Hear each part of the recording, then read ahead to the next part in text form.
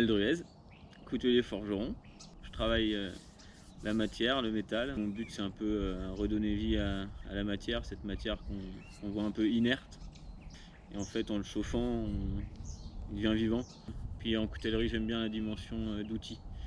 Créer des outils qui sont aussi au final des pièces d'art, parce que je fais beaucoup de coutellerie d'art. Donc ça va être aussi le travail d'esthétique.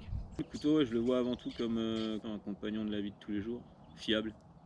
D'où l'intérêt de revenir à l'artisanat et fabriquer des outils de qualité qui vont durer. Les stages de couteau, je les fais sur 2 jours moi. Donc on fait 2 journées complètes, ce qui permet pas que de faire bêtement un couteau, de dire je viens, je fais un couteau. C'est qu'on va essayer d'apprendre à faire un couteau. Après, on survole parce que pour apprendre vraiment la chose, ça met des années. Mais là, on va pouvoir voir un peu voilà, les notions déjà de forgeage, voir comment on peut faire bouger la matière en chauffant le métal. Donc première partie du stage, on va faire de la forge sur de l'acier doux. On va voilà, fabriquer des objets, s'entraîner à faire des tirages, des pointes, des formes. Une fois que ça commence à rentrer un peu, on attaque la forge de la lame. Ensuite, on va voir tout ce qui est les traitements thermiques de l'acier, qui est une grosse partie du travail. Et après, ça va être tout sur le 2e jour, on va peaufiner les traitements et puis on va voir après tout ce qui est partie usinage, finition, montage, le travail du bois, du manche, les guillochages, les décorations. Et puis au terme des 2 jours, on a un couteau fait par soi et souvent tous les gens que j'ai eu étaient super contents quoi.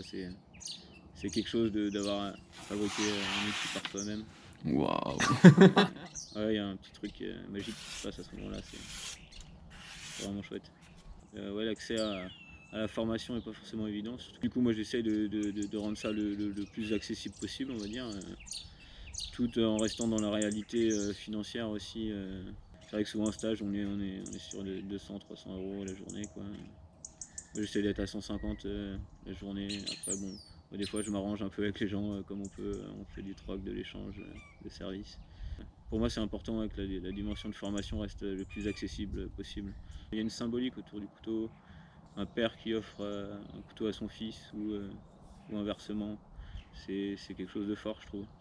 Et un couteau d'artisan, ça va traverser le temps, quoi.